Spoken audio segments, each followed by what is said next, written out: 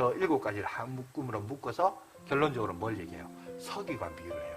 자, 서기관 비유라는 서기관이 드러나는데 왜 예수님이 제자들을 향하여 서기관이라는 표현을 썼을까? 예수님의 제자들 중에는 서기관 출신이 아무도 없었어요. 그럼에도 불구하고 서기관이라는 표현을 쓴 것은 천국의 제자된 서기관마다 이렇게 얘기하거든요.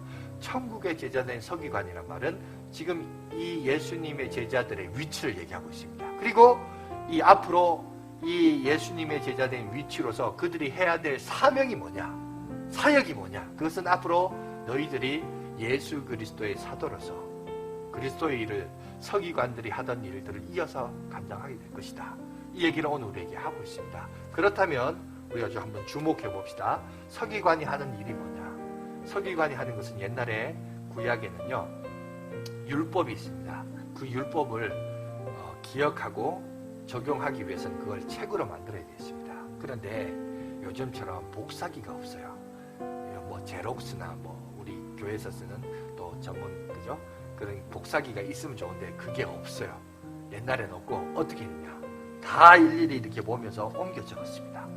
옮겨 적는 이 역할을 한 사람이 누구냐면 서기관들이었어요. 서기관들이 책들이 이제 오랫동안 이렇게 쓰다 보면 다 헤어지고 없어지고 사라지니까 이걸 항상 옮겨 적는 사람들이 있었습니다. 이게 이제 서기관들이 하는 역할이었고, 그 옮겨 적은 책을 또 활용해서 사용하지만 몇 년 쓰다 보면 또 헤어지고 없어지니까 또 옮겨 적고, 근데 이것이 100년, 200년, 여러분 500년 지나다 보면 어떻게 됩니까? 옛날의 기록들이고 옛날의 표현이다 보니까 여러분 옛날 문화에 대해서 잘 모르겠죠?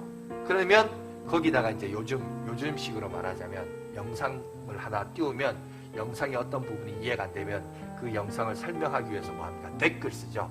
댓글 쓰듯이 뭐 책으로는 이제 각주라고 할 수 있습니다.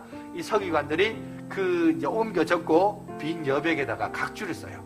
기호를 표시를 해가지고 요런 표현은 이럴 때 쓰는 표현이라고 하고서 뭐 설명도 하기도 하고 뭐 이렇게 합니다. 그러다 보니까 서기관의 역할이 처음에는 책으로 옮겨 적고 베껴 쓰는 역할을 했는데, 나중에는 이 성경을 가르치고 또 성경을 해석하고 또 이것을 다른 사람들에게 전수하고 교육하는 그 역할로 점점 확대되어 가요. 서기관이 하는 역할들이 확대되어 갑니다. 마찬가지입니다.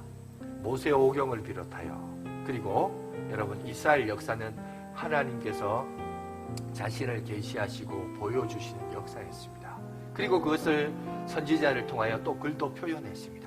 그리고 이것을 오랫동안 간직한 역사를 또 옮겨 적고 하다가 이 일들을 서기관이 했는데, 오늘 주님의 제자로 부름을 받았던 이 예수님의 제자들도 너희들이 이제는 하나님 나라, 예수님이 이 땅에 오심으로 그 실체가 드러났으니 이제 그 일들을 너희가 해야 된다.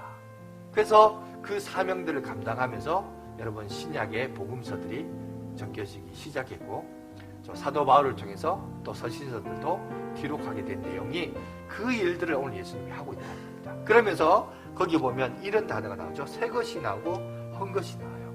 그럼 새 것은 뭐고 헛 것은 뭡니까? 쉽게 말해서 헛 것은 이때까지 서기관들이 했던 일들을 계속해서 반복하는 거라는 겁니다.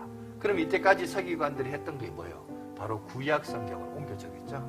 그러니까 신약 시대는 구약을 없애버리는 문화가 아니라 그 구약의 내용을 바탕으로 그걸 계속해서 이어져 오면서 그 다음에 뭘 한다는 거죠?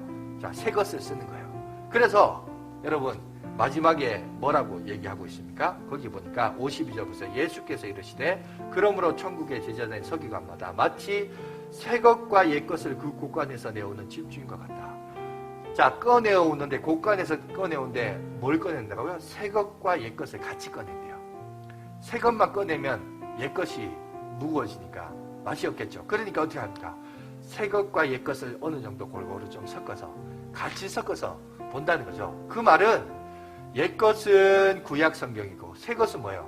신약 성경인데, 그러니까 결국은 뭘 얘기하고자 하냐면 신약 성경과 구약 성경을 같이 보면서 총체적으로 하나님의 뜻과 계획이 무엇이고, 어떻게 보면 구약은 그림자의 역할을 하지만 그림자의 역할을 한다고 없어져야 될 것이 아니라 그 그림자의 역할을 통해서 하나님의 사랑이 얼마나 기쁘신지, 하나님의 계획이 얼마나 원대하셨는지, 하나님이 우리 인류를 예수 그리스도를 보내시기까지 얼마나 많은 것들을 표현하시고 숨겨놓으셨는지를 성경을 통해서 그 하나님의 사랑의 깊이를 우리가 알 수 있다는 거예요.